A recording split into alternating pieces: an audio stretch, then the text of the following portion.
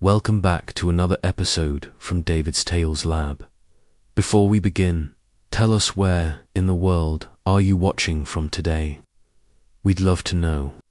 Now, get comfortable, take a deep breath, and let's dive into today's gripping story. Some people wake up to the sound of birds. Others need an alarm blaring to drag them out of bed. But for me, it's always been the same like clockwork. My eyes open at exactly 6:30 a.m., no alarm needed, no special reason, just muscle memory etched into my bones after 45 years of doing the same thing. Even now, 7 years into retirement, my body still follows that rhythm like it's marching to a silent drumbeat. First thing I do is reach for the old grey robe hanging at the edge of the bed. The fabric's worn thin, soft with age. Betty used to tease me about that robe, said it should be in a museum right next to my slippers and habits. Then I shuffle into the kitchen, feet dragging just a bit, and start my day the only way I know. How making coffee. No fancy machine, just my old drip pot, still working after all these years. Betty called me Clockman. That was her name for me. She used to say Eugene Kennedy wouldn't be late even for his own funeral. She'd grin when she said it, a spark in her eyes. Betty had that way about her. Sharp, sweet, and always quick with a joke. She's been gone for years now. Pancreatic cancer. It came on fast and didn't wait for anyone. One day she was baking pie and fussing about the crust, and the next she was gone. When she died, people expected me to fall apart.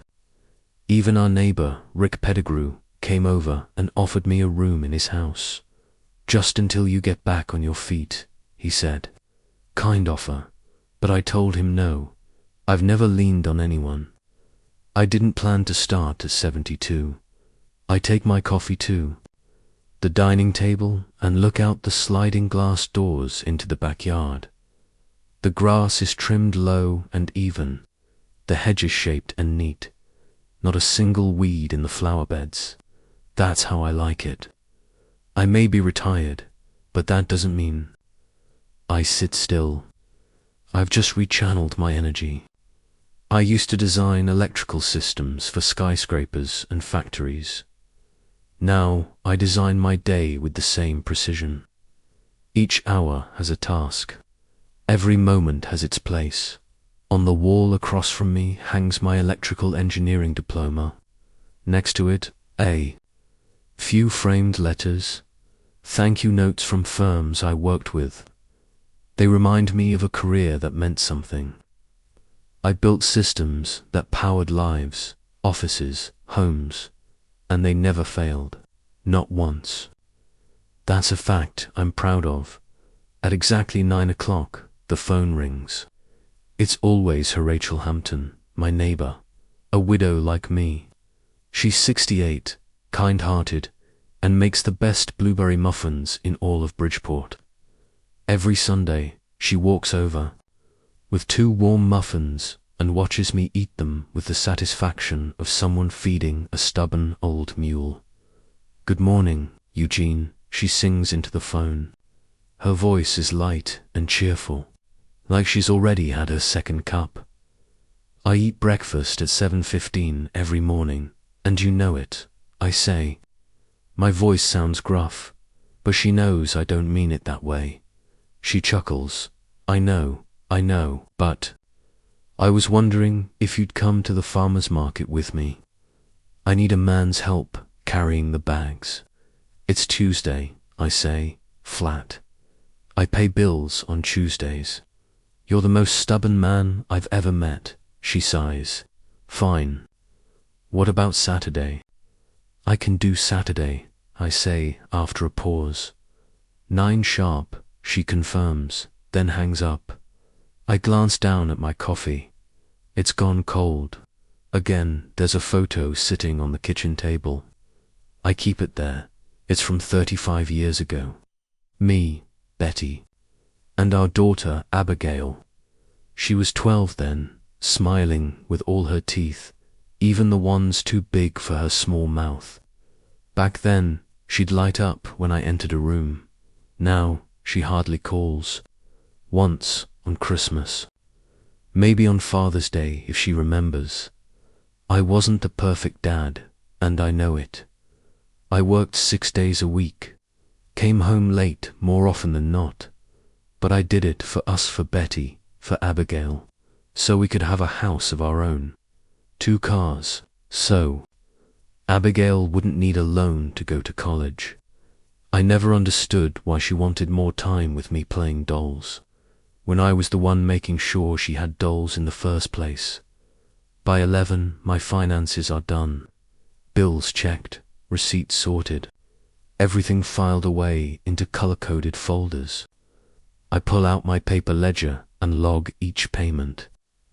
Betty used to joke that I was a dinosaur stuck in the age of digital. Why not just use a spreadsheet? She'd say, but paper doesn't crash. Paper doesn't need a password. The doorbell rings unexpected. I rarely get visitors on weekdays. It's Alfred, our mail carrier. Friendly guy, always smiling. Registered letter for you, Mr. Kennedy, he says. I sign, and he hands me a thick envelope. It's from Willie and Associates, a law firm I've never worked with. Inside is a letter saying that my niece, Audrey's daughter, wants me to act as her executor. Charles, my brother, he's been gone 15 years now. I've only seen Audrey a handful of times since then. Last time was at Betty's funeral. The letter leaves me unsettled, but I don't let it show.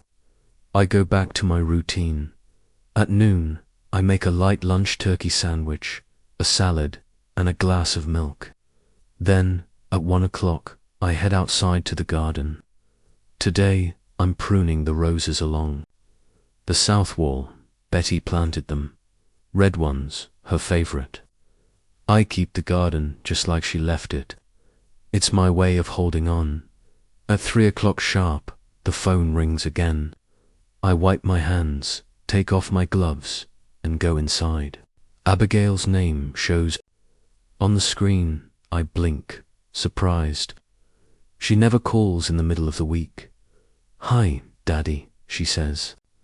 Her voice is tight, nervous. I'm fine, I answer. Something wrong? She laughs, but it sounds forced. Why do you always assume something's wrong? Can't I just call my dad? You can, I say, but you don't. Not on a Tuesday afternoon. There's silence, then a deep breath. Hugh lost his job, she finally says. His firm downsized, cut his whole department.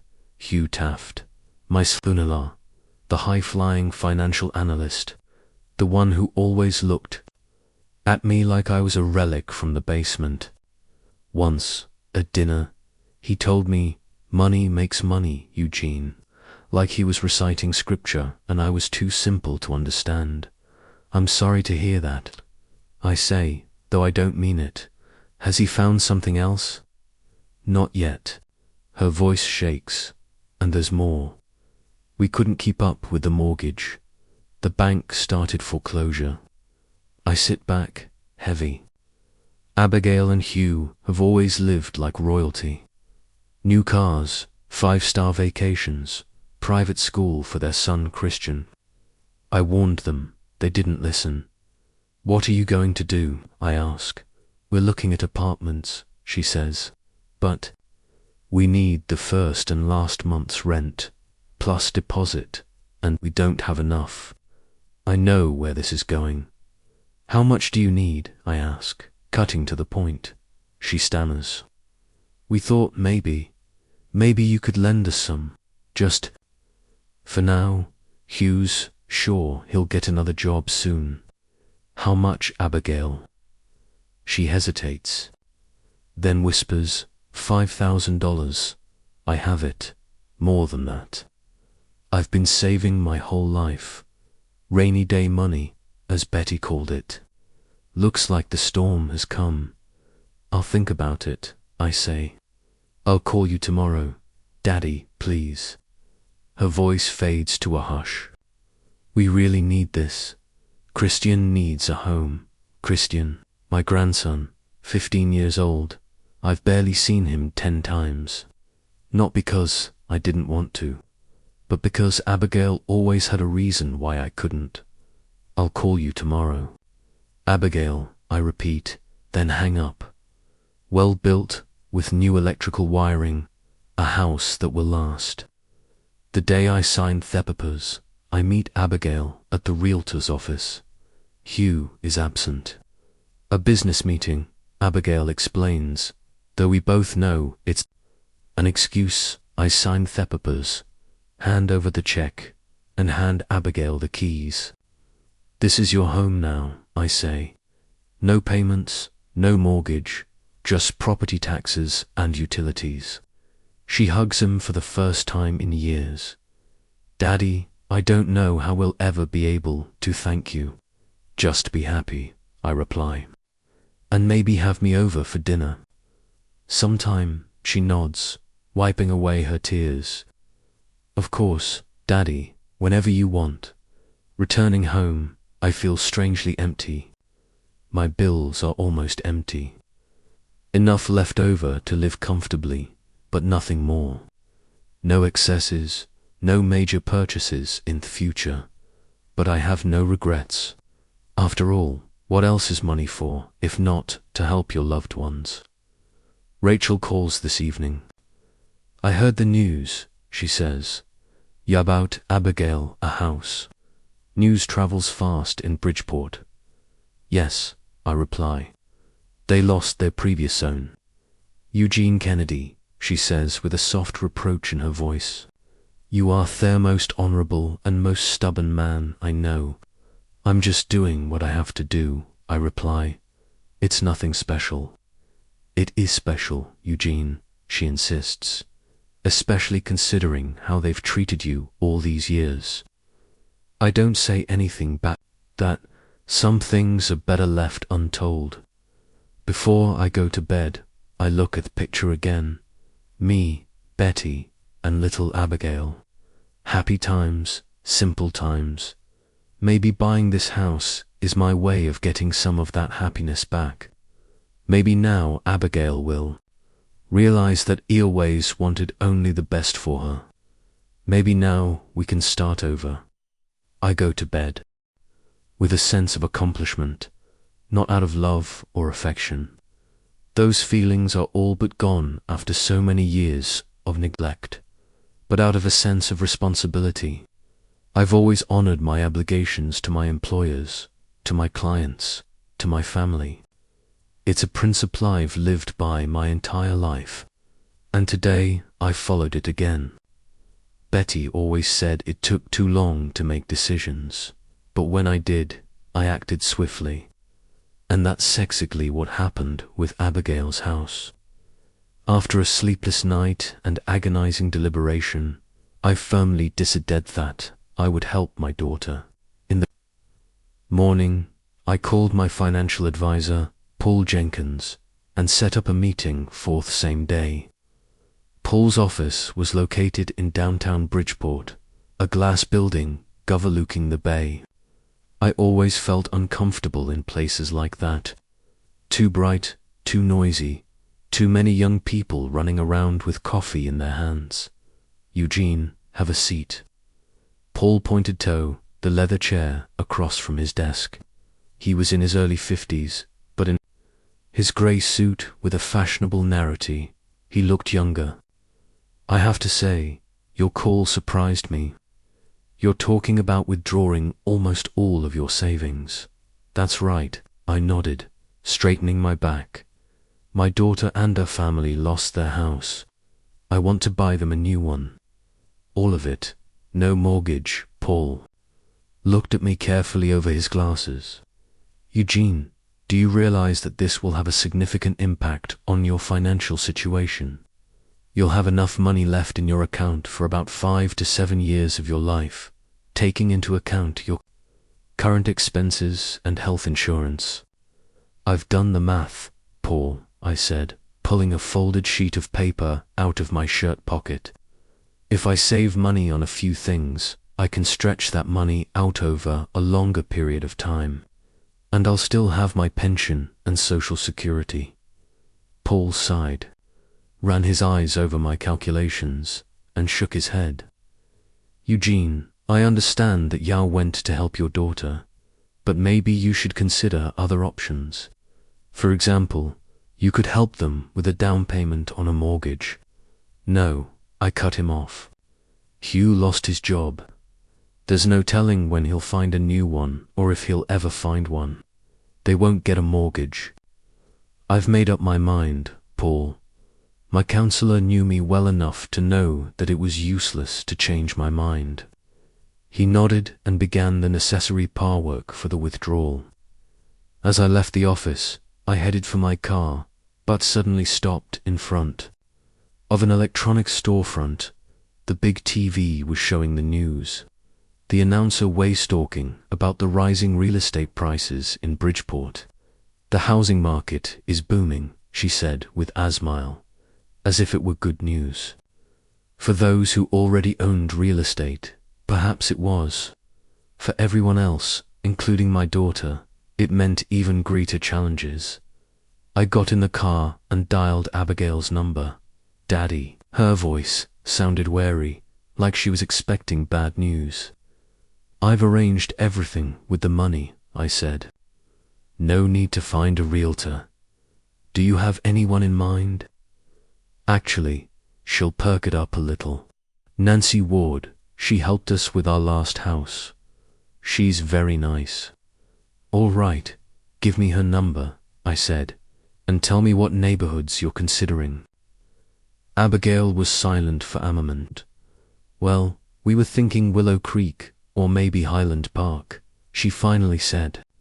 I raised my eyebrows involuntarily. Those were the most expensive neighborhoods in Bridgeport. Abigail, I said slowly, I'm willing to buy you a nice house, but let's be realistic. Willow Creek and Highland Park are very expensive neighborhoods. But you said you'd buy us the whole house, she said, a touch of hurt in her voice. I thought that meant it means a house without a mortgage. I interrupted, but not a palace. Let's look at Somerthing in Riverside or Oak Valley. Dad, but Christian, goes to school near Highland Park, she said, and all his friends live there. I gripped the steering wheel tighter. Christian, my 15-year-old grandson, whom I'd only seen a dozen times in his entire life. Not because I didn't want to see him more often, but because Abigail always found reasons to postpone it. Okay, I gave up. I'll see what I can find in Highland Park, but I can't promise I'll be able to afford the most expensive options. Thank you, Daddy. There was genuine joy in her voice. I'll call Nancy right away. The next day, we met Nancy Ward's realtor at her office. She was an energetic woman in her 40s with a short haircut and a piercing gaze.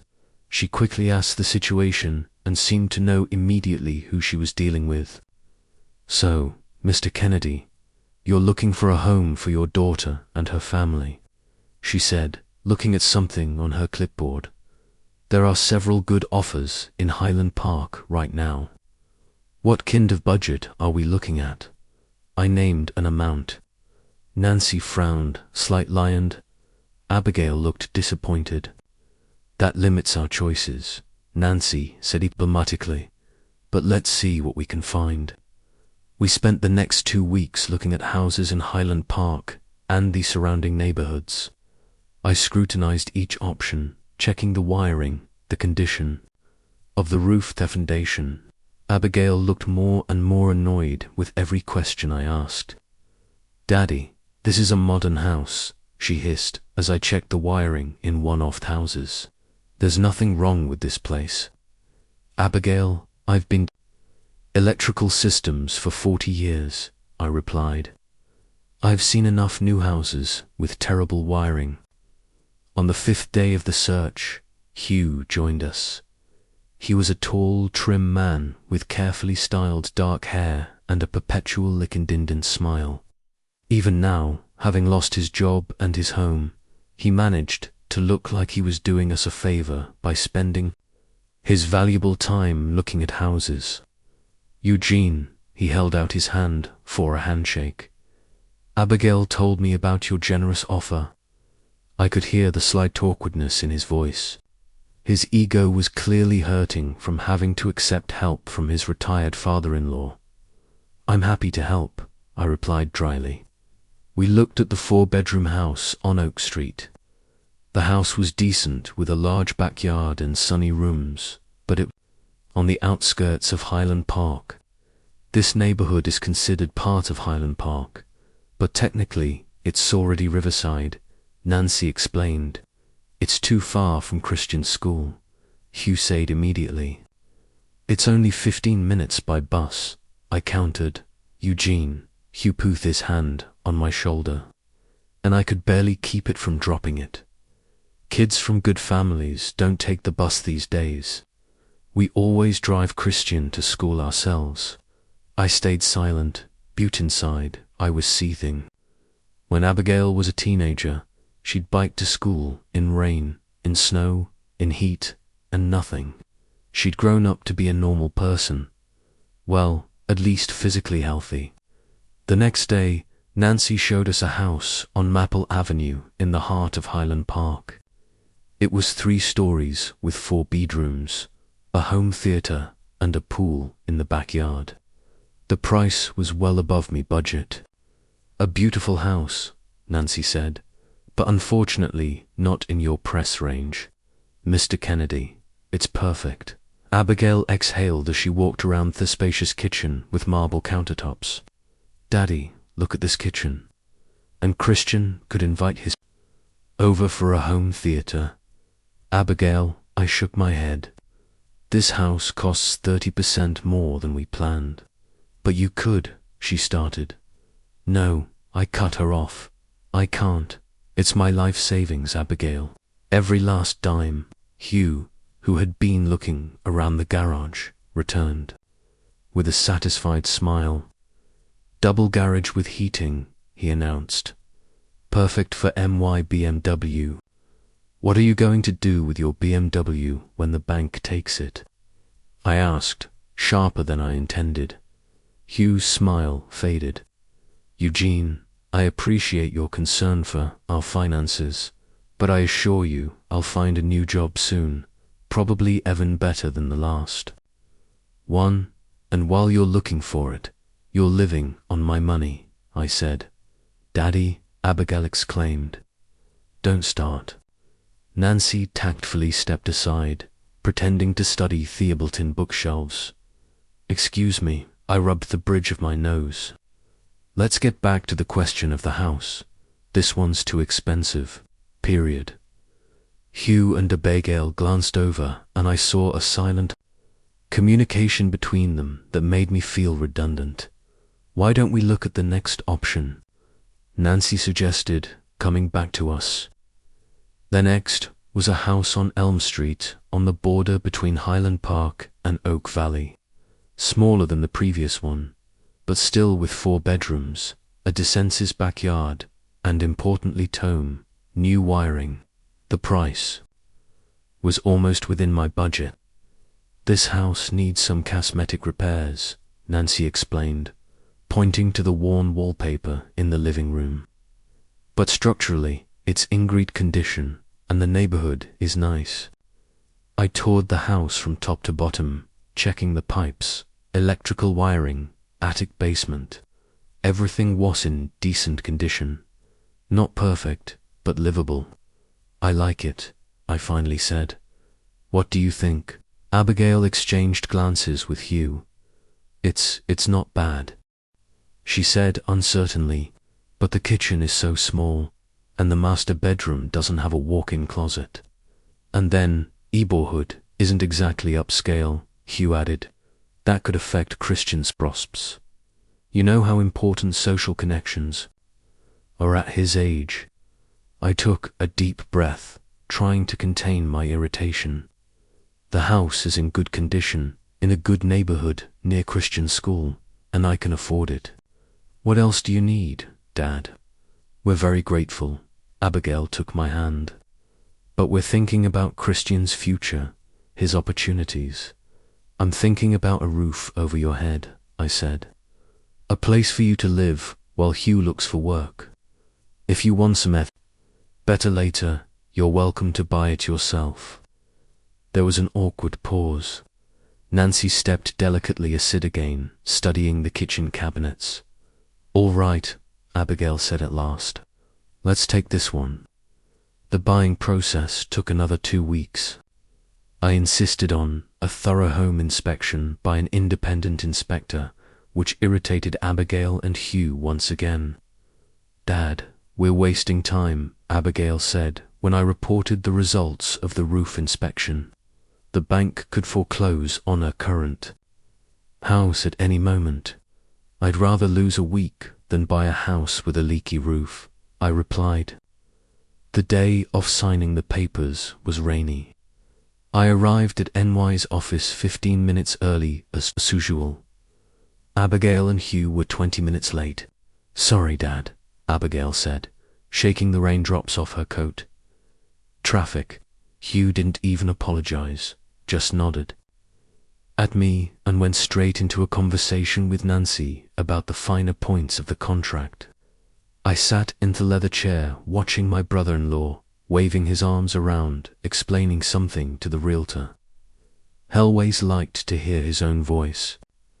Even now, when I was giving almost all of my savings to save his family from homelessness, he held himself as if he were doing everyone a favor by his presence. Abigail sat down next to me, nervously rubbing the strap of her in a bag. I noticed that despite their financial problems, she still wore expensive clothes and a fresh manicure. Thank you, Daddy, she suddenly said quietly. I know it's a big sacrifice on your part.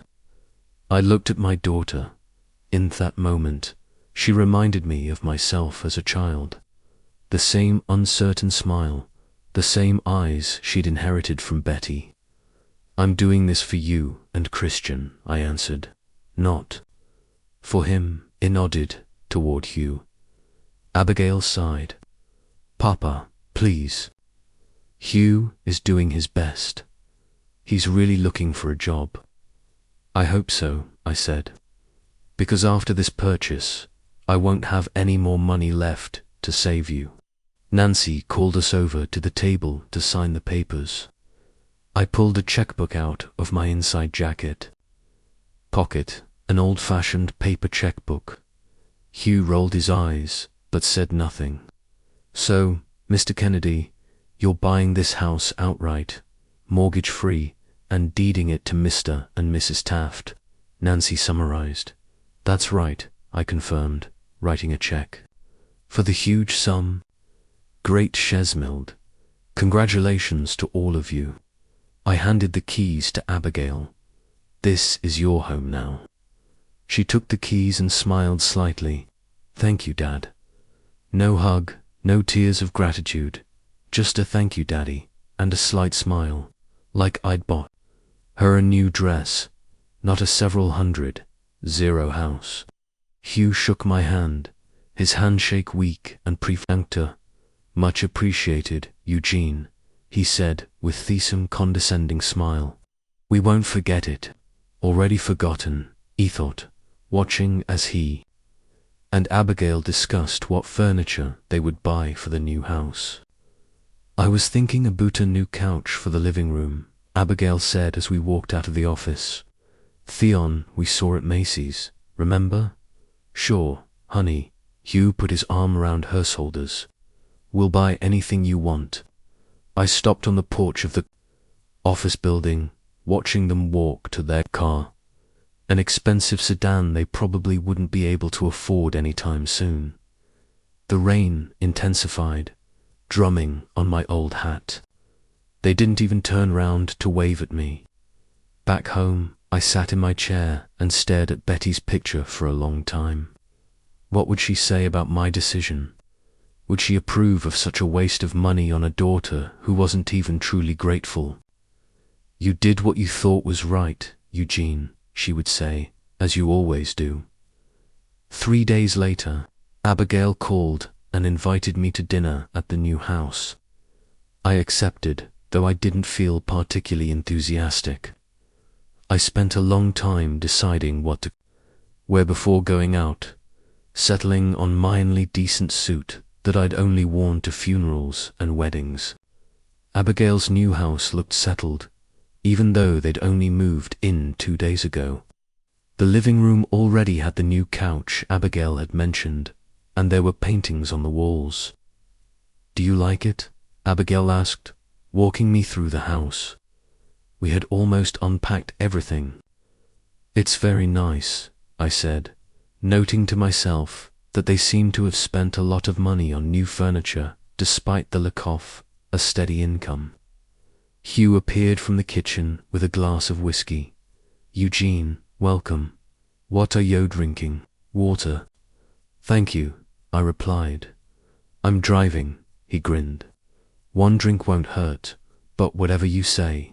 Christian, my grandson, reluctantly came down to dinner after Abigail's several urgings. He'd grown since the last time I'd seen him and was now taller than me. A lanky teenager with perpetually slumped shoulders and eyes fixed on his smartphone screen.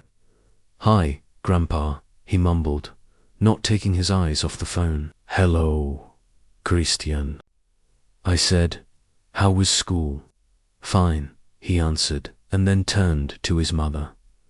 "Mom, can I eat in my room? I have a history project." "Of course not," Abigail said. "Grandpa Comito visit, and we're all having dinner together." Christian rolled his eyes, but didn't argue. The dinner was a tense. Hugh talked about prospective job interviews, Abigail about plans to renovate the house, and Christian silently picked at his plate, occasionally furtively checking his phone under the table. "So, Eugene," Hugh said, filling his glass with Winifred. "The third time, what do you think of our new house?"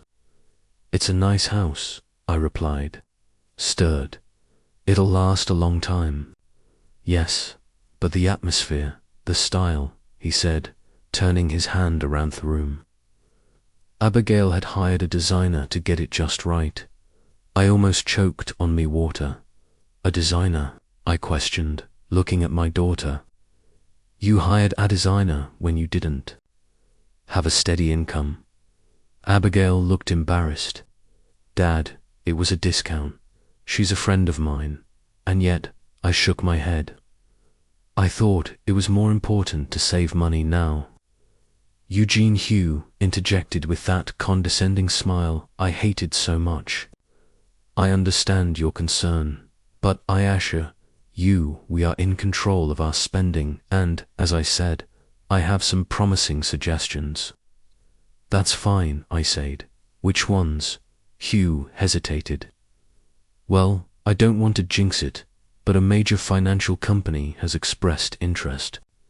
I nodded, not believing a word of it. After dinner, when Christian had gone to his room and Hugh had gone to take an important call, Abigail and I were alone in the kitchen. She did the dishes, I did the wipes. "Do you really think this is the time to spend on designers?" I asked quietly. Abigail sighed. "Daddy, Ichno, you're worried, but we'll get through this. Hugh is really close to getting a new job." "I hope so," I said, "because I've given you practically all my savings." She turned to me, her eyes gleaming. "I know, and we're grateful really, but you can't keep reminding Yusuf that it's humiliating." I felt a twinge of resentment inside. Humiliating? I asked again. "Humiliating that I reminded you of my help.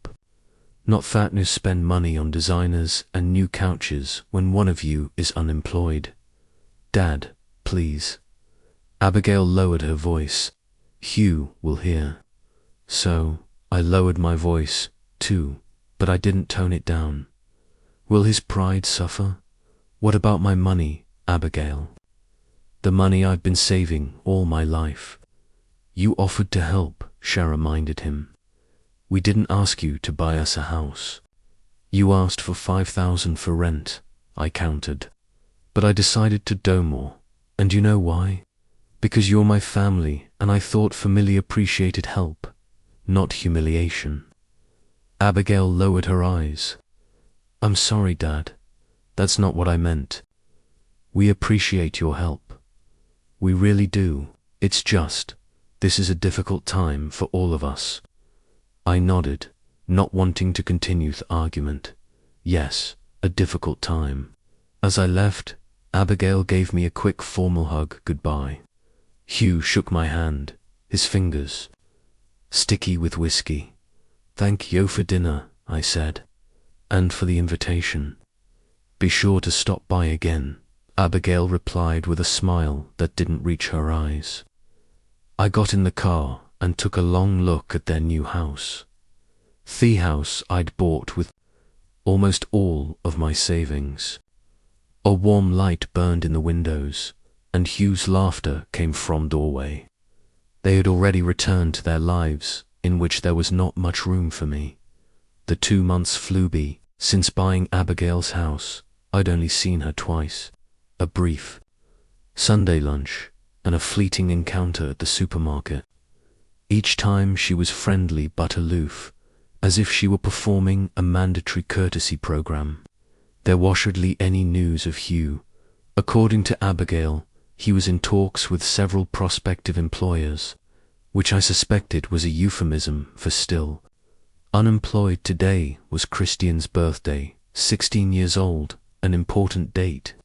I'd received our formal invitation by email. Abigail had insisted I start an email account like all normal people a week before the celebration. The text was dry and businesslike, as if I was being invited to a corporate event rather than a grandchild's birthday party. Despotithis, I prepared, thoroughly.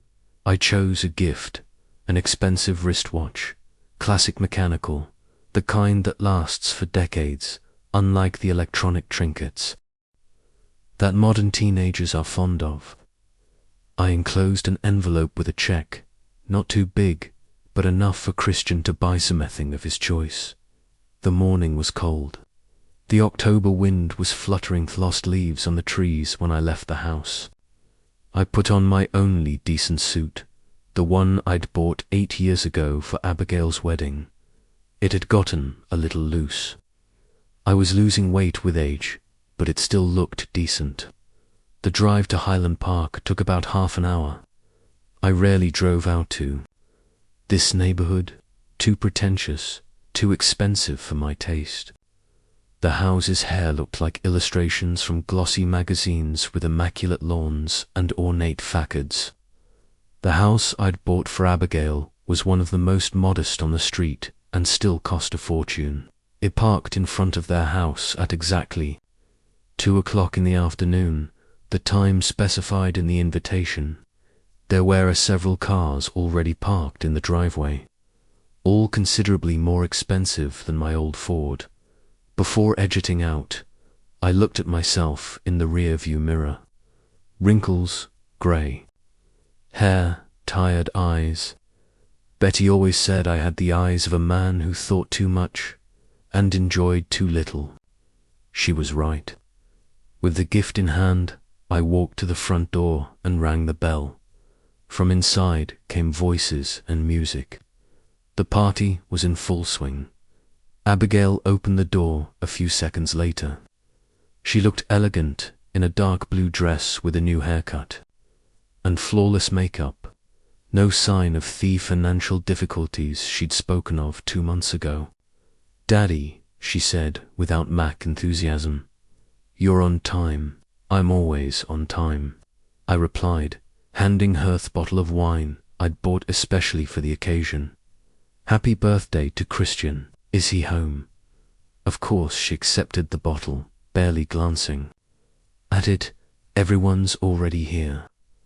I took a step toward the door, but Abigail didn't step aside. Instead, she looked at me with some strange expression, a mixture of confusion and determination. "Daddy, before you go in, pay," she said, and her voice sounded unnaturally cheerful. I froze, not sure I'd heard her correctly. "Excuse me, we charge admission," she explained, pointing to a small basket by the door that I hadn't noticed right away. It contained several bills. $50. "It's for Christian's present. We're saving for a new laptop." I stared at the basket, then back at Abigail, trying to comprehend what was happening. "You're kidding, right?" I asked, though I could tell by the look on her face that it wasn't a joke. "Daddy, it was Hugh's idea," she said quietly, as if she didn't want anyone's side to hear. "All the guests are contributing. That way, we can buy Christian a really nice present. I already have a gift for Christian." I showed the wrapped box with the watch and a check. Quite generous, I must say. Abigail crossed her arms over her chest, a gesture I remembered well from her teenage years. It was what she always did when she was preparing for a confrontation. "That's great, Dad, but the rules are thesem for everyone." $50. Rules. I felt a wave of indignation rising inside me. "You're talking about rules? In the house I bought?" "Don't start, please." Her voice became harsher. "I knew you'd react this way, always making a big deal out of everything. Everything."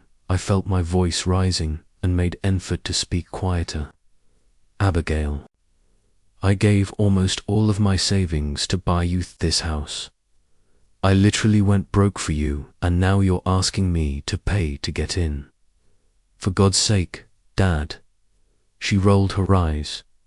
"It's just a birthday tradition. You're always so dramatize." I couldn't believe my ears. "You want to know what's really dramatic?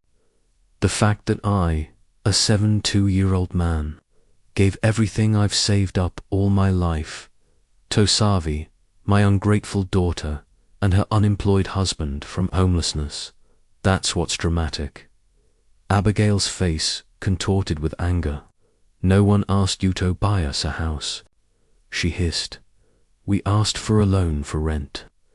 It was your idea to buy a whole house and then insult us about it every chance you get." "I'm not," I countered. "I just expected a basic thank you, or at least not to charge me money to enter the house I'd bought." "Oh, that's it." She leaned closer. "You didn't just buy a house. You bought the right to control us, to dictate how we live our lives. You always have." "What?" I was genuinely stunned. "What are you talking about?" "All my life, Dad," she continued, her voice laced with resentment. "All my life, you've controlled everything. What school I should go to, what subjects I should study, who I should be friends with. Even when I grew up, you always knew better. Always had an opinion about my work, my relationships, my decisions. I gave advice," I said, feeling a heat growing in my chest, "because I cared about you." "No, Dad, you didn't give advice.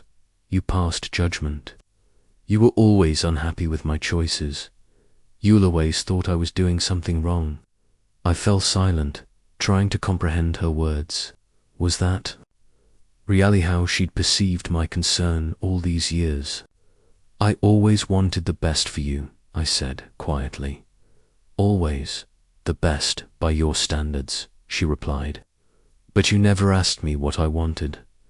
At that moment, Hugh appeared in the doorway. He held a glass of something that looked like expensive whiskey, and smiled his usual indulgent smile. "Ah, Eugene," he exclaimed, "at last. Christian has been asking about you already." I seriously doubted that my grandson had even noticed my absence, but I remained silent. "Did Abigail explain our roulette to you?" Hugh continued, pointing to the basket. "It's a small donation for a shared gift. Everyone participates. Yes, she did, I replied, trying to keep my voice even, and I declined. Hugh's smile became strained. I'm sorry, I said to him, withdrawing. I repeated, I have my own gift for Christian, and I'm not going to pay to enter a house I bought myself. Hugh exchanged a quick glance with Abigail, then turned back. To me, Eugene, I realize you've helped us with the house, and we're very grateful.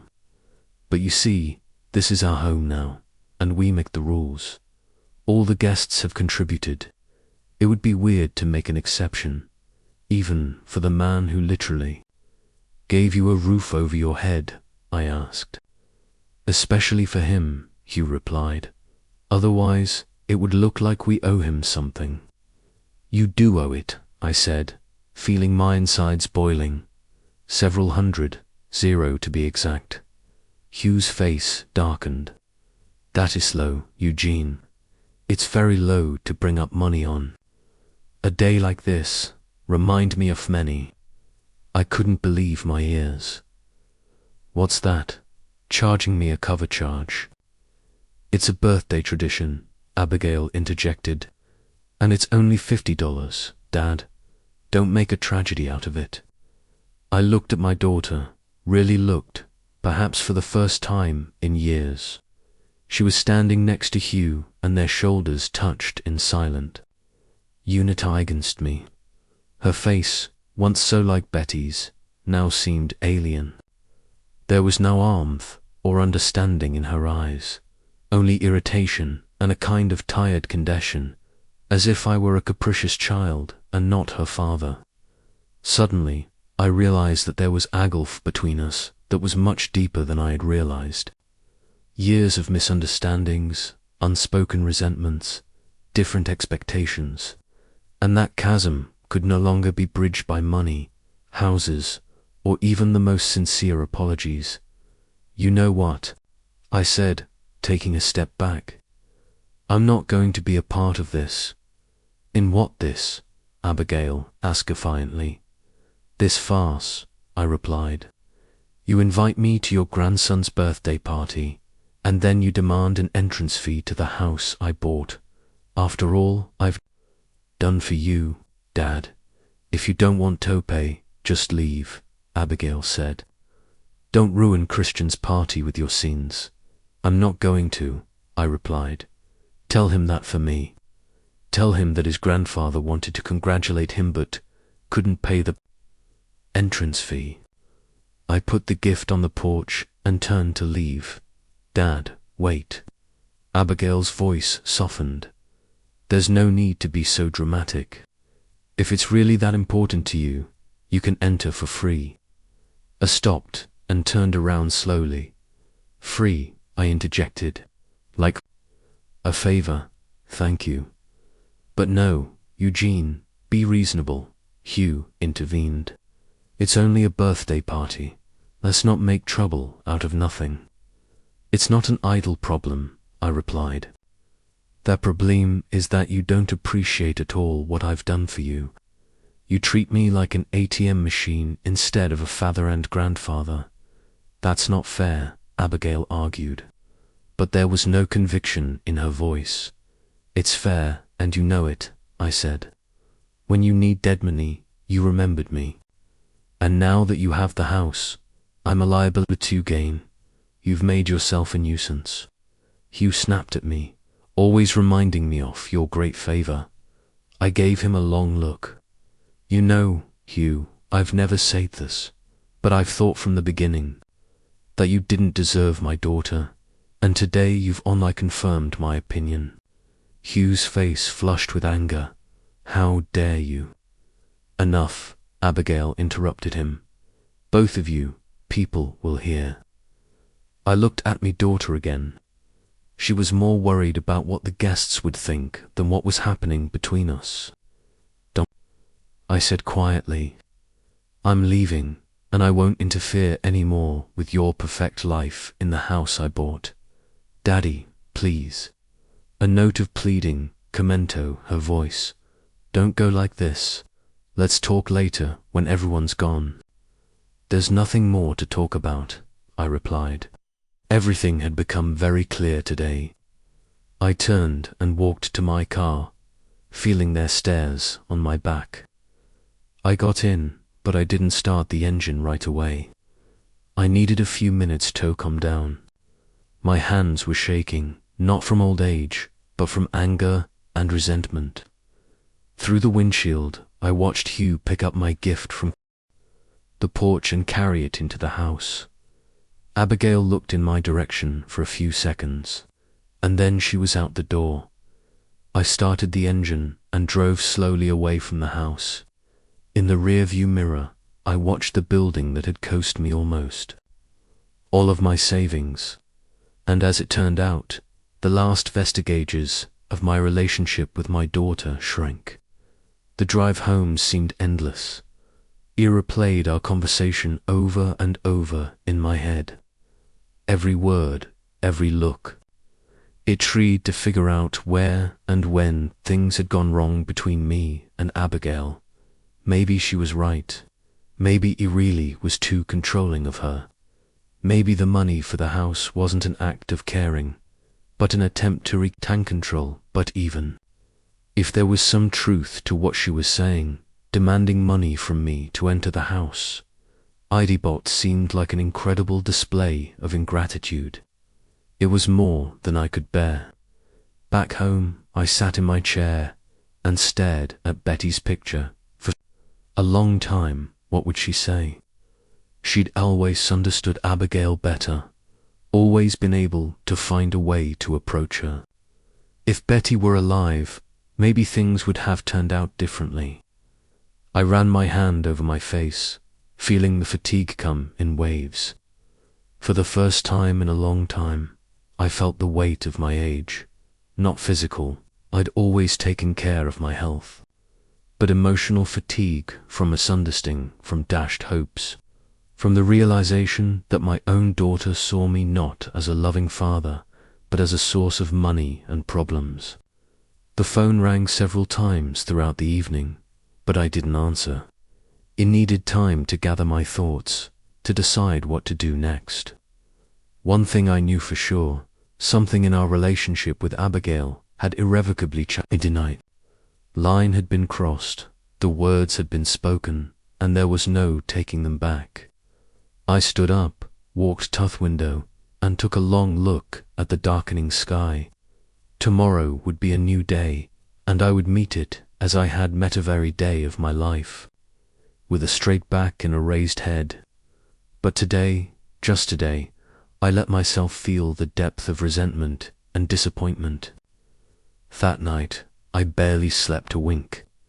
I tossed and turned in bed, replaying our fight with Abigail over and over in my head. Every word, every look, every gesture, it all seemed so painfully clear in the darkness of the bedroom. Maybe I really had been too hard on her as a child. Maybe I had pointed out mistakes too often and not praised her enough. Betty always said I was too demanding of my daughter, but I believed I was preparing her for real life where no one would pat her on the head. For mediocrity. I got up early as usual at 6:30 despite a sleepless night. Old habits die hard. Brewed some coffee, drank it while looking out at my neat backyard. The day promised to be clear but cool. A typical October in Bridgeport. At 8, the phone rang. I thought it might be Abigail. Perhaps she'd decided to apologize for yesterday. But it was Rachel, my neighbor.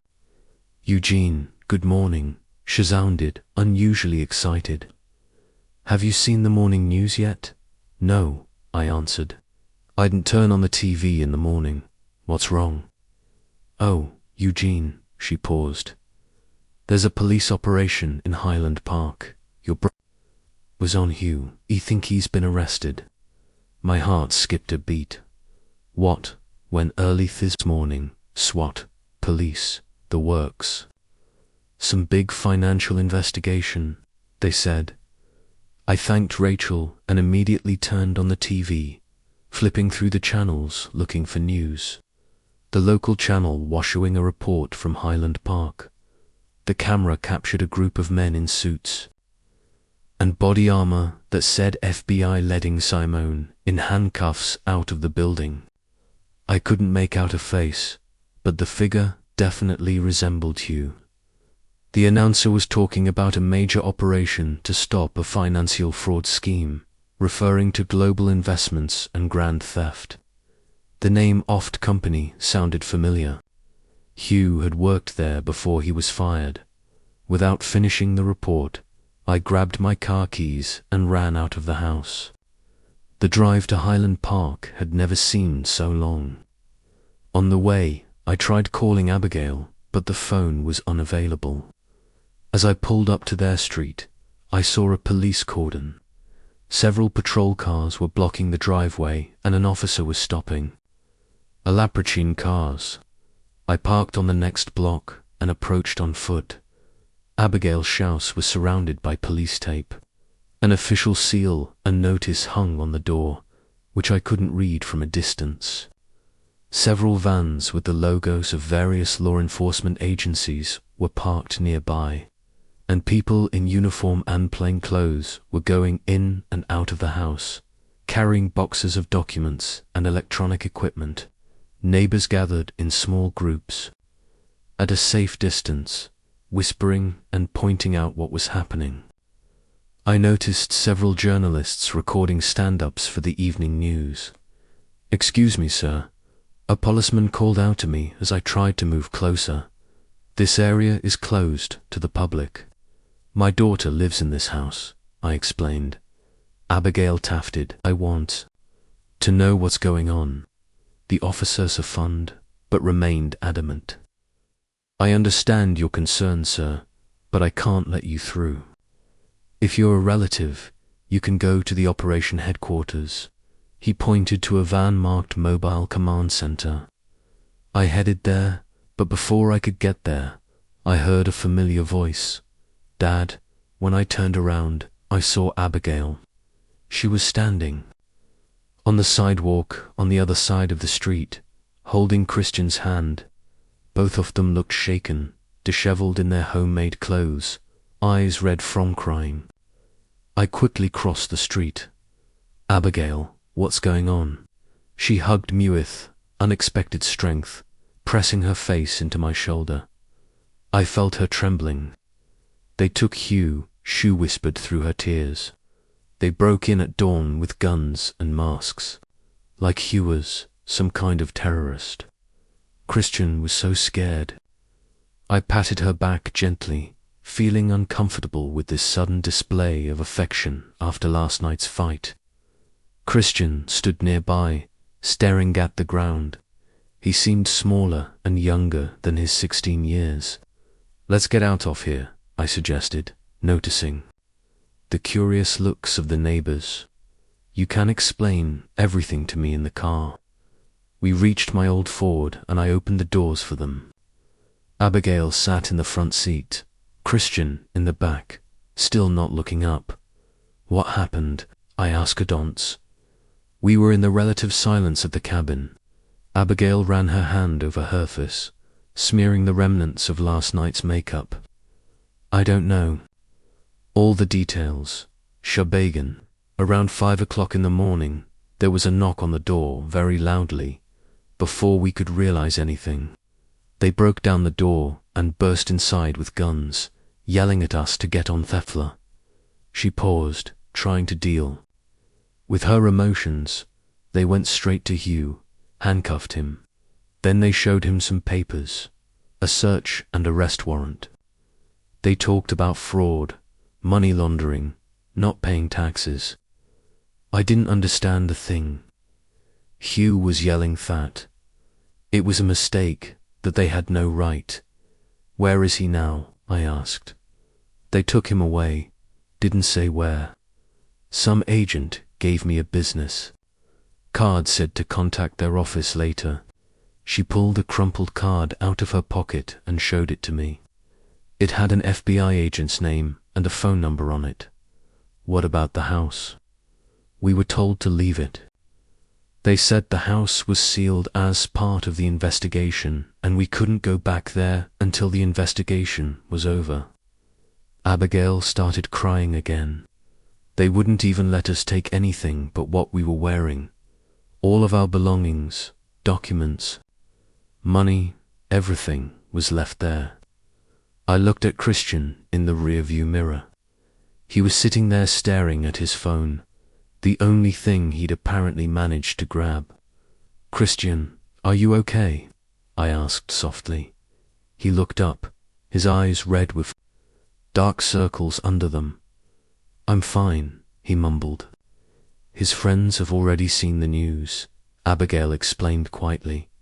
His phone was bursting with messages.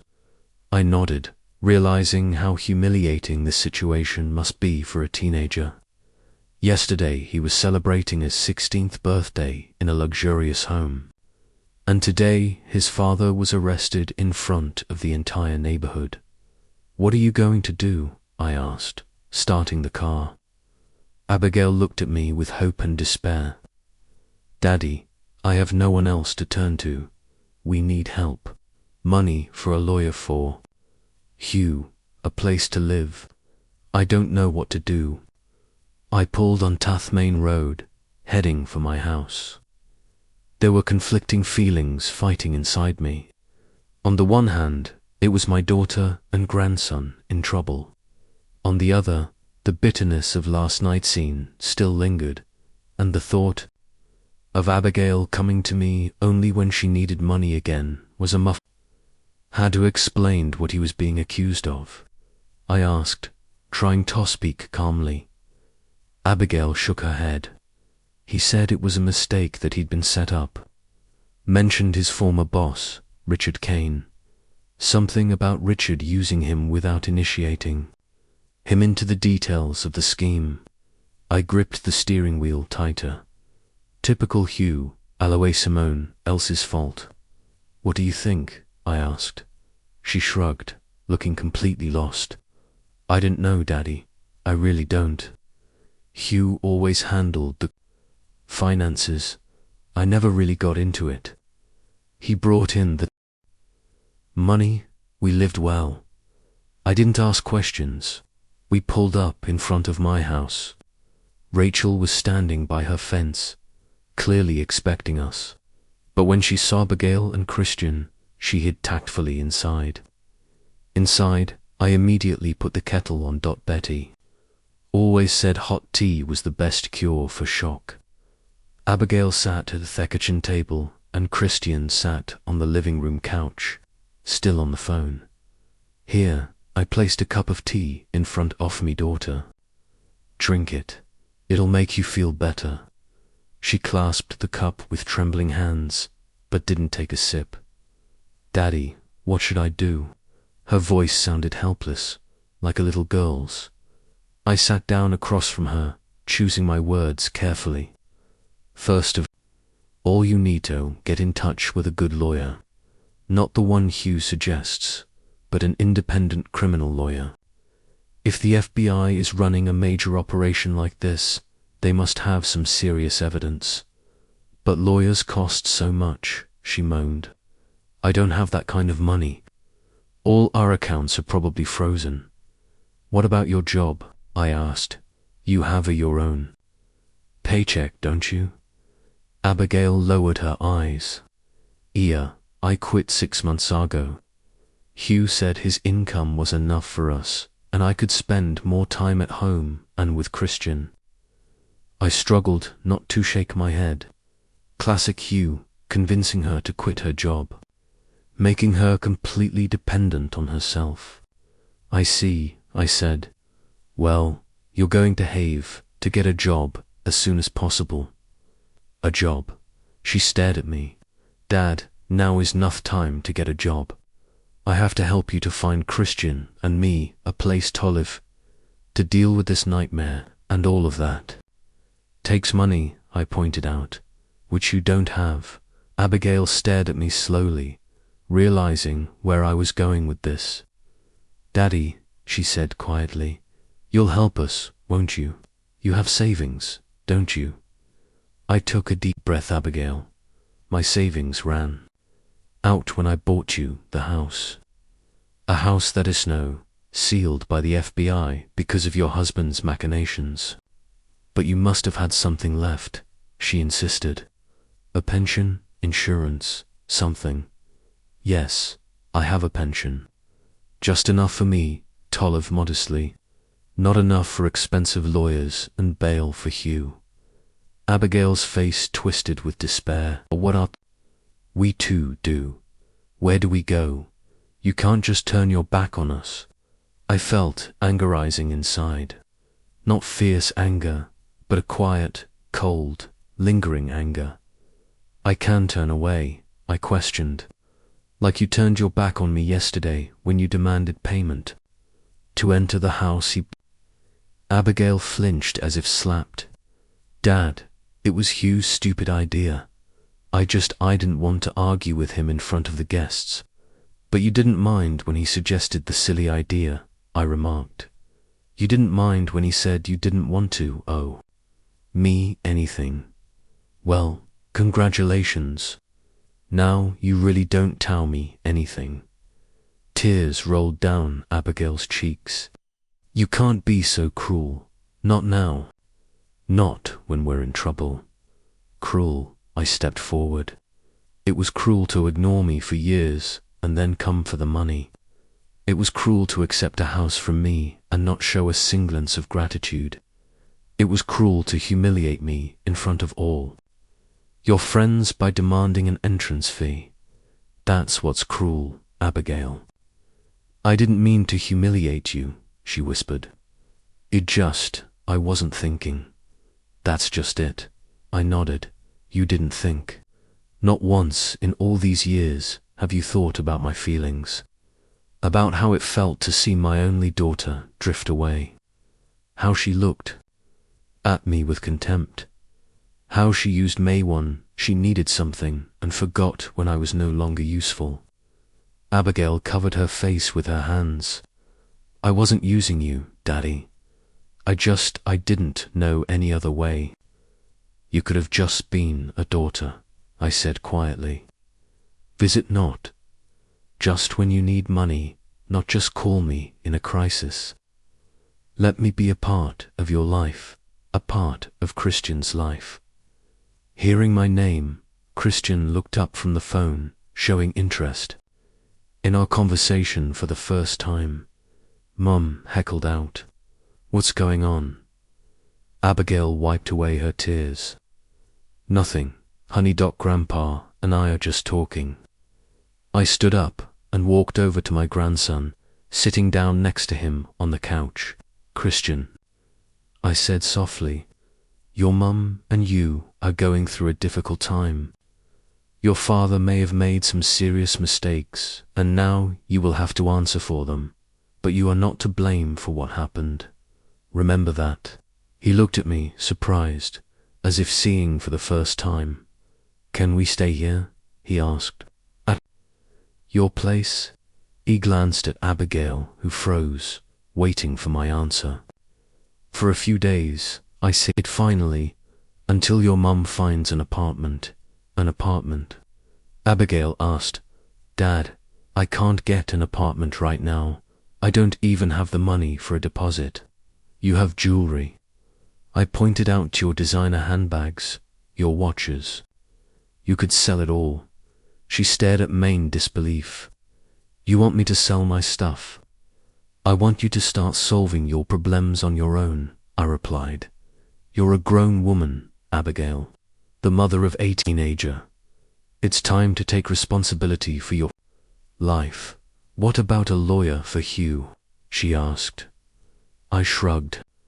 He'll be assigned a public defender or have his rich friends, Helfiem, the ones who were at the party last night and paid for admission. Abigail looked at me with a mixture of resentment and disbelief. I don't believe you're refusing to help your son-in-law. I'm not refusing to help my son-in-law, I objected. I'm refusing to help a man who probably engaged in fraud, risk the well-being of my daughter and grandson, and then had the nerve to charge me money to enter a house I bought with my last savings. There was a heavy silence in the room. Christian jabbed at his phone again, as if trying to hide from the tension between the adults. "What are we going to do?" Abigail finally asked, and there was real desperation in her voice. I sighed, feeling the fatigue come in waves. "I already said you can stay here for a few days. During that time, you'll get a job, sell some of your stuff to raise for a down payment on the rent. You'll get in touch with a lawyer who will help you understand your rights in this situation. And then you'll start to move on with your life without the expensive cars, designer clothes, and other luxuries you're used to." That's impossible," she whispered. "It's quite possible," I argued. "Millions of people live like that. It's the way I've lived most of my life. Saving, cutting back, denying myself a lot of things to get you a good education and a head start in life." Abigail didn't answer, staring into the space in front of her. Her world was crumbling, and she didn't know how to deal with the wreckage. I got up and went to my bedroom, pulling the spare bedding out of the closet. "You can sleep in the guest room," I said when I got back. "Christian on the couch in the living room. The bathroom is at the end of the hall. The towels are in the closet." Abigail nodded mechanically. "Thank you," she said, so quietly I barely heard her. The rest of the day passed in tense silence. Abigail tried to call various people, her lawyer friend, Hugh's, co-workers, some acquaintance who might be able to help. Judging by her increasingly desperate look, no one wanted to get involved with a man whose husband had just been arrested by the FBI for financial fraud. That evening, the television showed a report on the investigation. Hugh wasn't mentioned by name, but they talked about a massive fraud scheme and millions of dollars in damages. The familiar building of the company where Hugh worked and the police officers carrying out boxes of documents flashed in the frame. "Turn it off, please," Abigail asked, and I pressed the button on the remote.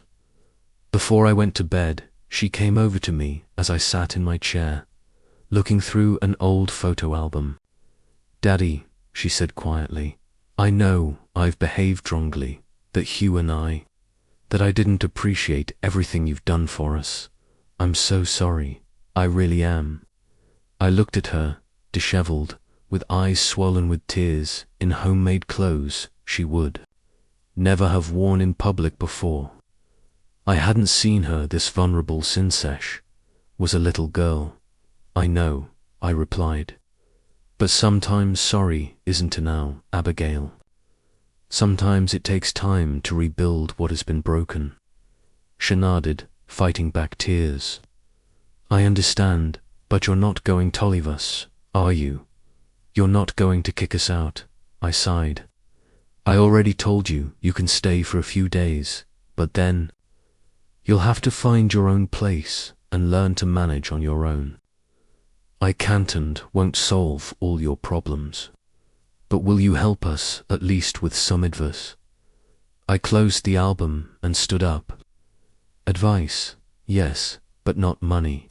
Not for a lawyer, for Hugh, or a luxury apartment. You're going to have to reevaluate about what your life should look like." Abigail stood before me, broken and lost. Part of me wanted to hug her, to tell her that everything would be okay, that I would solve all her problems like I always had. But the other part, the rational, stubborn part, knew that would be a mistake. That sometimes loving meant letting a person face the consequences of their decisions. "Good night, Abigail," I said, heading toward my bedroom. Tomorrow would be a new day, and we're all going to have to learn to live in a new way. I closed the door behind me and sat on the edge of the bed, feeling the weight of my decision. It was the right thing to do. I knew it with my mind, but my heart still ached for my daughter, who stood outside the door now, unable to understand how her perfect life had turned into ruins. "In Noni Day, I'm sorry, Betty," I whispered, looking at the picture of my wife on the bedside table. "I'm doing what I think is right, even if it's hard, even if she hates me." I lay down and stared at the ceiling for a long time before sleep finally took pity on me, granting me temporary oblivion from all the worries and regrets. April was surprisingly warm. I was sitting on the veranda of my house, enjoying the morning sunshine when the mail arrived. Among flyers and bills was an envelope with the official logo of the Bridgeport County Courthouse. I was in no hurry to open it. I had a rough guess as to what was in it. It had been 6 months since Abigail and Christian had shown up on my doorstep after Hugh's arrest. They had stayed with me for 2 weeks, the most intense 2 weeks I could remember. Abigail was constantly crying or on the phone, trying to find a lawyer to take Hugh's case at a reduced rate. Christian barely left his room, refusing to go to school because of bullying and taunts from his classmates. Finally, Abigail found a cheap apartment in Riverside, a neighborhood she had previously considered insufficiently upscale. She sold most of her designer clothes, as I'd advised, to raise a down payment. She took a secretarial job at a small law firm that didn't pay much, but at least she wasn't looked down upon because of her husband's last name, which by then was still on the front page of the local papers. I helped them move in, bought a minimal set of furniture and dishes. It was the last thing I did for them. After that, our communication was reduced to occasional weekend phone calls, brief and awkward. Abigail gave updates on Hugh's trial, on her work, on how Christian was slowly getting back to normal. I talked about the weather, about my garden, about a new book I was reading. We had carefully avoided deep topics and memories of therapist. Now I opened the envelope and pulled out the official notice. The house I'd bought for Abigail, which had been sealed during the investigation, had been seized by the state as property acquired with illegal proceeds. I was invited to appear in court if I believed Di had rights to the property. I set the paper aside. Sure, technically, I could try to get the house back, prove that I'd bought it with honestly earned money that I didn't know about Husmak. But why? So I could sell it later at a loss or give it back to Abigail, who'd never learned to appreciate my sacrifices. No, this house was now part of a past better left behind. The phone rang, interrupting my musings. The number was unidentifiable. "Eugene Kennedy speaking," I answered. "Dad, it's me." Abigail's voice sounded tired and strained. "Hello, Abigail," I said. "How are you?" "Not so good." She paused. The trial was over. Hugh got 8 years. I wasn't surprised. From what papers had said, my son-in-law was involved in a fraudulent scheme that had caused millions of dollars in damage to investors. 8 years seemed a lenient sentence. "I'm sorry," I said, though I wasn't really sure I was truly sorry. I never liked Hugh, and by the looks of it, he deserved his punishment. "He says it's unfair," Abigail continued, "that his boss only got 5 years. Even though he was the mastermind behind the whole scheme. Hugh was just following orders, typical of Hugh. Even now, he refused to take a responsibility." "How did Christian take the news?" I asked, more concerned about my grandson. He's fine. I guess. We don't talk about it much. He's finally making new friends at school, doing better in school. I don't want to ruin everything again. That's the right thing to do, I approved. He needs stability now. There was a pause during which I could hear Rebecca breathing deeply as if gathering her strength. "Daddy, I'm in trouble," she said finally. I got fired. Fired? Why? The firm's losing clients. They decided to downsize and I was made redundant. They said I was the last one in, the first one out. I see, I said. Are you looking for a new job already? Yes. Butch stopped talking again. It's not that easy. The TAF name isn't very well received in Bridgeport right now, especially in legal circles. I nodded, though she couldn't see it. Reputations say fragile things, especially in small towns where everyone knows each other. You could use your maiden name, I suggested. Kennedy doesn't conjure up the same associations. I've thought about it, she admitted, but it wouldn't solve all the problems. The rent's gone up. Christian needs money for college in 2 years. I don't know how I'm going to manage on my own. I knew what she was getting at. Money again. Always money, Abigail, I said softly but firmly. I told you 6 months ago. I don't have a lot of savings. All I have is a house and a modest pension. No, Daddy, she replied quickly. I'm not asking for money. I'm not. I thought maybe Christian and I could move in with you for a while until I find a new job and get back on my feet. I closed my eyes trying to gather my thoughts. Abigail and Christian in my house again. Endless phone calls, the tears, the tension, and there was no telling how long it would last this time. Abigail, he began, choosing my words carefully. I think you should look for other options, maybe a smaller apartment in a different neighborhood. Dad, I could hear the desperation in her voice. I literally have no other options. I've called everyone I know. No one can help. What about your friends? I asked. The ones who were at Christian's birthday party. The ones who paid admission. Abigail made a sound like a bitter laugh. They're gone, Daddy. A laugh. Them. As soon as Hugh was arrested, they stopped answering the phone. No one wants to mess with the wife of a convicted crook. I sighed.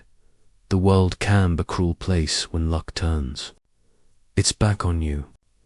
I knew that better than most. I need to think about it, I said finally. Give me a couple days. Okay, Dad. Her voice brightened a little. Thank you, really, thank you. After the conversation, I sat on the porch for a long time, watching the light. Spring winds swayed the branches of the apple tree Betty and I had planted 30 years ago. What would she say now? Would she advise to let my daughter and grandson back into the house, to give them another chance? Or would she agree that sometimes you have to let go, let people go their own way, even if that way leads through hardship? That evening, I called my financial advisor, Paul Jenkins. Eugene, his voice sounded surprised. It's good to hear from you. What can I do for you? Paul, remember when we talked about how I should invest in real estate, a small apartment to rent? Out of course, I remember. It's still a good idea, especially with rent prices going up. What if I sold my house? I asked, how much would I be able to get for it in the current climate? Paul whistled. Your house. But you always said you'd never sell it. That it was a memory of Betty. Circumstances change, I replied. So how much? We discussed the details. My house, despite its age, was in excellent condition and in a good neighborhood. I could get enough for it to buy a small apartment for myself and another friend. Plus, there would be enough left over for something I had long dreamed of, but had always put off. The next day, I called Abigail. I've been thinking about your request, I said without preamble. What did you decide? Her voice sounded tense. I've decided to sell the house, I said. What? She clearly hadn't expected that. Why? You always said you'd never sell the house, because it's time for a change, I explained. I'm buying 2 apartments. One for myself, a smaller one, and the other to rent out. For rent, she asked me. But what about Christian Endem? You can rent this apartment from me, I said, at below market value. It would be my contribution, but you'll pay the rent properly. It will teach you responsibility and self-reliance. There was a long pause. I could almost hear Abigail struggling with conflicting emotions, relief that I would help and disappointment that it wouldn't be as much as she'd hoped. Thank you, Daddy, she finally said. That's very generous of you. One more thing, I added. I'm going to use some of the money from the sale of the house to travel. Travel, she was surprised. Where to? Europe, I replied. Italy, France, Spain. I've always wanted to see the Colosseum, the Eiffel Tower, the Sagrada Familia, your mum and... I dreamed of going there after I retired, but then she got sick. And well, I decided it was time to make that dream come true, while I still can, alone. Abigail asked with a note of concern. Alone, I confirmed. It's for the best. We agreed to meet in a few days to discuss that. When I hung up the phone, I felt strangely relieved, as if I'd shrugged off a weight I'd been carrying for years. The sale of the house took less time than I expected. The real estate market in Bridgeport was booming, and my well-maintained house, with a beautiful garden, attracted several potential buyers. A month later, the deal closed, and I received a check for more than I expected. The condo purchase went smoothly. To pour myself, I chose a small but bright apartment in a new building with an elevator and a good view from the window. For rent, a larger own in a neighborhood with good schools, considering Christian. Abigail and Christian moved into their new apartment at the end of May. I helped them with furniture and the first month's rent, but made it clear that from there on they should manage on their own. The rent will be 2/3 of the market price, I explained to Abigail as I handed her the keys. That's my contribution, but I expect the payments to come in on time. She nodded without looking me in the eye. Of course, Daddy, I understand. And also, I added, I want Christian to come to see me once a week for dinner or talk. I want to get to know my grandson before it's too late. Abigail looked up at me in surprise. Is that really what you want? He's not the most talkative teenager, I know, is mild. But he's my grandson, and I want to be a part of his life, even if you and Hugh didn't really want it before. She lowered her eyes, accepting the fairness of the rebuke. All right, Daddy, I'll tell him. In June, I set off on my journey. Before I left, I stood for a long time in my new apartment, looking at Betty's picture, which, as usual, I had put in the most prominent place. Well, old girl, I said to her, we are going to Europe after all. It's only a pity you'll only see it through my eyes. 3 weeks in Europe was a revelation to me. I, a man who had never left the United States, suddenly found myself among the ancient ruins of Rome, the majestic cathedrals of Paris, the bustling markets of Barcelona. I was eating strange food, drinking local wine, talking to people who barely understood my English, and for the first time in years, I felt truly alive. Every night I wrote down my impressions in a small notebook I had bought especially for the trip. Sometimes I added sketches, inept but sincere. He wasn't sure who these notes were meant for. Maybe to Christian when he was older, maybe just to myself. To reread on long winter evenings, remembering the sunshine of Italy and the cool breezes of the French coast. Back in Bridgeport in early July, I felt like a different person. It was as if a part of the old, stubborn, resentful Eugene Kennedy had remained somewhere in the narrow streets of Florence or in a cafe in Matra. The first Sunday after my return, Christian came to my house for dinner as we had agreed. He was still as silent as ever, but occasionally looked up from his phone and asked questions about my trip. I showed him pictures and told him of Booth Roman catacombs, which particularly impressed me. As he left, I gave him an envelope. "What is this?" he asked suspiciously. "Open it at home," he replied, "and don't tell your mother until you decide for yourself." In the envelope was a check for what should have been enough for the first year of college, not the full cost. Christian would still have to work part-time or talk out student loans, but substantial help. I didn't want his parency mistakes to deprive him of an educational opportunity. Abigail called the next day. "Daddy," Christian showed him the check. She said without preamble, It's very generous, but Ari, you sure?" "Absolutely," I replied. "It's my gift to him, not to you, not to Hugh, to him, so he can have a chance at a better life than you." Abigail was silent for a moment, then said quietly, "Thank you. I forgive me for everything." I didn't answer, not because I hadn't forgiven her. In a way, I'd done that a long time ago. It's just that some things are better left unspoken. Some bridges can't be completely rebuilt, even if you stop setting them on fire.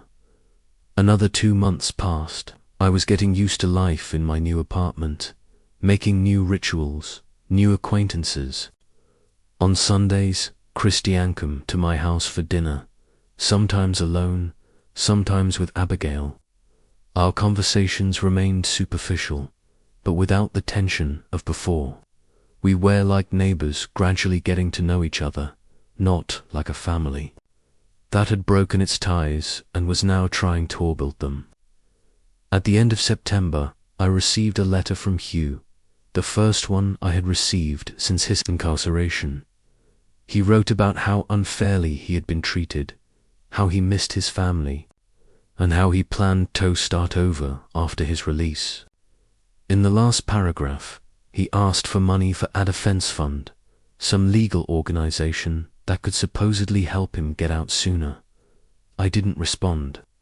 Instead, I opened my notebook of European notes and started planning another trip.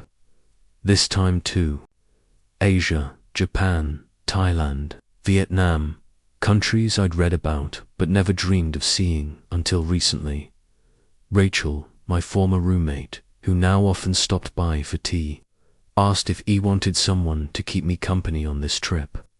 "Traveling alone at your age," she began anxiously. At my age, I interrupted her with a smile. "A man already knows what he wants, and I want to travel alone, Rachel, to see the world through my own eyes, to make my own discoveries, to be free." She nodded understandingly, though I could see she didn't quite agree.